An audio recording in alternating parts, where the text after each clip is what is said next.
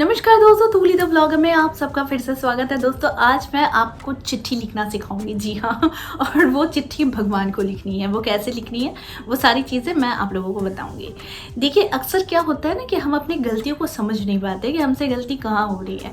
तो मेरे बहुत सारे ऐसे क्लाइंट्स हैं कि जो आते हैं और कहते हैं कि मैम भगवान से तो हमारा पूरा ही विश्वास हट गया है, क्योंकि ऐसा हुआ था तो उस समय ये चल रहा था, ये पूजा था, उसी दिन ऐसी घटना हो गई थी, या फिर मैंने भगवान को इतना पूजा, इतना सारा प्रेयर किया, लेकिन भगवान ने मुसीबत में मुझे साथ नहीं दिया। होता है ना इस तरह की चीज़ें, बहुत सारी चीज़ें आप लोग बोलते हैं, है ना। तो चलिए इस चीज़ को मैं थोड़ा सा क्लियर करूं अपनी इस छोटी सी बुद्धि से, ठीक है। लेकिन हमेशा की तरह आगे बढ़ने से पहले चैनल को सब्सक्राइब कीजिए, बेल बटन को दबाइए। वीडियोस अच्छी लगती है तो लाइक, शेयर एंड कमेंट करना बिल्कुल भी मत भूलिए। दोस्तों, हमारे जीवन में परेशानियों का अंत नहीं है।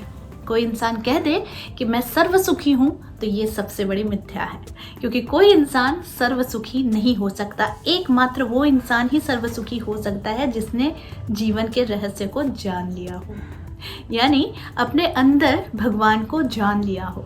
वो कैसे? इसके लिए भी बड़ी प्रैक्टिस की ज़रूरत पड़ती है, ठीक है। तो हम साधारण इंसान के लिए ये जानना बहुत मुश्किल होता है कि आखिर कैसे एक संत, एक बड़े ज्ञानी, एक सद्गुरु अपने अंदर शांति को ढूंढ लेते हैं और जीवन में कभी भी विचलित नहीं होते हैं। कैसे? तो बहुत ज़्यादा अध्ययन करने के बाद, बहुत कुछ जानने के बाद, आलोचना करने के बाद मुझे कुछ चीज़ों का पता चला था।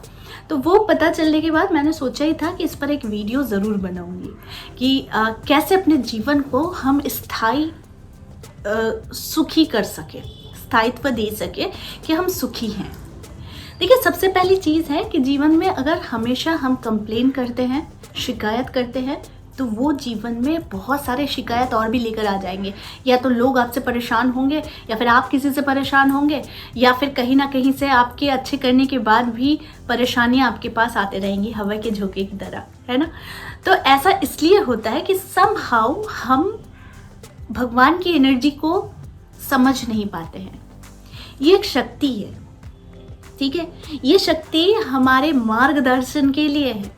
इतनी सारी पूजा, आराधना, साधनाएं, मंत्रों का जाप और अपने दिल से भक्ति, ये सारी चीज़ें जोड़ती है भगवान की शक्ति के साथ। तो इसीलिए भगवान को चिट्ठी कैसे लिखे कि भगवान हमारी सारी जो भी इच्छाएं हैं उसे पूर्ण करें। लेकिन फिर भी एक चीज़ मैं आप लोगों को बताती हूँ कि हमारे साथ हम जो सोचे वैसा हो, ऐसा बिल्कुल मतलब सच्चाई नहीं है। हमारे साथ वही होगा जो हमारे लिए अच्छा होता है, ठीक है। तो हमारे लिए जो अच्छा होगा वो हमारे कर्मों के हिसाब के साथ हिसाब खाता चलता है। तो आप अगर सोचेंगे कि आज हमारे साथ कुछ हो गया, कुछ किसी कारण से हुआ, तो ये भी कहीं ना कहीं आपके कर्मों का ही निष्कर्ष है, ठीक है। तो इसे समझने की ज़रूरत है। लेकिन यहाँ पर मैं शायद आप लोगों को बताना चाहूँगी कि कृतज्ञता एक ऐसा शब्द होता है जो हमें हर एक छोटी से बड़ी चीज़ को, इंसान को, छोटे से बड़े इंसान को, सबको, एक छोटे बच्चे को भी थैंक यू, ग्रैटिट्यूड देना बहुत ज़रूरी बन जाता है। जो भी हमारे लिए कुछ भी करे, उस इंसान को ग्रैटिट्यूड देना बहुत ज़रूरी हो जाता है, ठीक है। तो ठीक उसी तरीके से भगवान को भी हम ग्रैटिट्यूड वाली चिट्ठी लिखेंगे। अब देखिए, इसमें मज़ेदार बात क्या है पता है, कि आप फ्री हो भगवान के पास। आप बिल्कुल फ्री हो कि भगवान को चिट्ठी लिखने की आदत के लिए आप एकदम फ्री हो कि आप कुछ भी लिख सकते हो। ऐसे भगवान को चुन लीजिए जिस भगवान पर आपकी बहुत श्रद्धा है, बहुत आस्था है, ठीक है। तो आप भगवान का चुनाव अपने अंदर से कीजिएगा कि वो भगवान के साथ आपका कनेक्शन कैसा बनता है। कि आप सोचिएगा, पिछले पूरे बातों को सोचिएगा, पुरानी बातों को, कि भगवान कौन सी पूजा करने के बाद आपने बहुत एक एनर्जी को फील किया था, कौन सी मंत्र पढ़ने के बाद आपके अंदर परिवर्तन आए थे, लेकिन धीरे धीरे सिचुएशन ऐसा हो गया कि मैंने मंत्र और पूजा करना भी छोड़ दिया और मेरे साथ फिर लेने का देना होने लग गया। तो ऐसे अगर कोई चीज़ें हैं तो भगवान का चुनाव आप अपने दिल से कीजिए कि कौन से भगवान के शरण में आपको जाना है और कौन से भगवान को आपको चिट्ठी लिखनी है। जी हाँ, तो जब चिट्ठी लिखनी है तो उसको कैसे लिखना है मैं बताती हूँ। पहले तो भगवान की शुरुआत कीजिएगा, जो भी भगवान है ओम से शुरू कीजिएगा और नमः से अंत कीजिएगा। इनके बीच में भगवान का नाम होना चाहिए, ठीक है। तो ऐसे करना है। दूसरी चीज़, वहाँ पर लिस्ट बनाइए कि हो सकता है आपके जीवन में बहुत दुख हो सकता है आपके जीवन में बहुत सारी परेशानियां हो, लेकिन उनमें भी ढूंढने की कोशिश कीजिएगा, कुछ ना कुछ अच्छी बातें ज़रूर होंगी जो आपके साथ हुई होंगी। अब ऐसे बहुत सारे लोग हैं जो कहेंगे नहीं, हमारे साथ तो आज तक कुछ अच्छा नहीं हुआ है, हमारे साथ तो कभी भगवान ने अच्छा किया ही नहीं है। अगर आप ऐसे चीज़ें लिखेंगे या फिर बोलेंगे या फिर समझेंगे तो एनर्जी काम कर रही है, वो एनर्जी आपको वही सारी चीज़ें देंगे, ठीक है। यहाँ पर मेरा इतना बैड एक्सपीरियंस रहा है कुछ लोगों के साथ कि कुछ लोग तो अपनी किसी भी सिचुएशन के लिए भगवान को गालियाँ देते रहते हैं। तो मैं सहन नहीं कर पाती और ना मैं सुन पाती हूँ। वो इसका रीज़न यही है क्योंकि मेरी अटूट आस्था, अटूट विश्वास, अटूट प्यार भगवान के लिए। देखिए, बहुत सारे लोग कहते हैं कि उस दिन ये दिन था तो ऐसा हो गया था, उस दिन वो दिन था तो ऐसा हो गया था, इसलिए हमने पूजा करनी छोड़ दी, हमने पूजा पर से पूरा विश्वास हटा लिया। वेरी गुड, हटा लिया, कोई बात नहीं। लेकिन यहाँ पर मैं अपनी थोड़ी सी कम बुद्धि से आप लोगों को थोड़ी सी क्लियर कर देती हूँ, मैं इतनी भगवान की बातें क्यों करती हूँ। जबकि दशमी के दिन, दुर्गा पूजा के दशमी के दिन मेरी भाई की रोड एक्सीडेंट से या फिर जो भी रीज़न था मृत्यु हो गई थी। तो वो भी दशमी का दिन था। लेकिन क्या मेरे भगवान के प्रति आस्था में कोई कमी आई? 3 महीने के लिए मैं परेशान हो गई थी। 3 महीने के लिए मैंने नहीं किया, मैंने पूजा पाठ नहीं किया, मैंने कोई भी अपने लिए कुछ भी अलग व्यवस्था नहीं की कि जैसे इंसान लड़कियां रहती है, नई नई शादी थी, सस्ते धजते हैं, सस्ते संवरते हैं। मैंने कुछ भी नहीं किया क्योंकि मेरे में वो शक्ति ही नहीं थी, शक्ति जा चुकी थी। लेकिन पता नहीं समहाउ एक शक्ति अचानक से मेरे अंदर डेवलप की थी जब मैं प्रेग्नेंट हुई थी। तो देखिए, भगवान की शक्ति की लीला को अगर देखना है, अपरंपार लीला को देखना है, तो उनके साथ कनेक्शन को फील करने की ज़रूरत है, ठीक है। तो यहाँ पर जो लोग कहते हैं कि भगवान नाम की कोई चीज़ है ही नहीं, तो फिर आप मेरे वीडियोस को भी ना देखें और ना ही तो यहाँ पर कोई भी कमेंट करने के लिए आए, क्योंकि यहाँ पर मुझसे वही लोग जुड़े जिनको आस्था होती है ईश्वर पर। अदरवाइज़ मैं आप लोगों को यहाँ पर किसी भी तरीके का खराब मंतव्य करने वाले लोगों को मैं यहाँ रखती ही नहीं, अपने साथ नहीं रखती, ठीक है। तो यहाँ पर वही लोग आइए और मंतव्य कीजिए जिसको भगवान पर अटूट अटूट अटूट विश्वास है, ठीक है।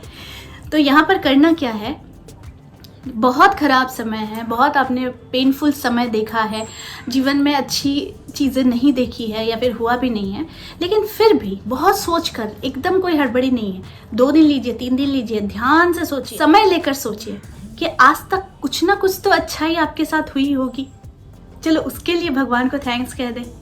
तो वो उसकी एक लिस्ट बनाइए धीरे धीरे। अब आपको लिस्ट बनाना है कि आपके लिए क्या अच्छा नहीं हुआ, ठीक है। तो उसकी भी एक लिस्ट बनाना है, यानी कि जो आपके साथ पॉजिटिव चीज़ें हुई हैं, पॉजिटिव की एक लाइन बनाइए और एक नेगेटिव की लाइन बनाइए। इसके बाद आप उसे सीरियल वाइज कीजिए, जैसे कि पॉजिटिविटी में आपको लिखना है कि भगवान आपने मुझे ये दिया था, ऐसा सौभाग्य दिया, मेरे जीवन में इतना थोड़ा सा भी अगर परिवर्तन किया है तो इसके लिए भी धन्यवाद।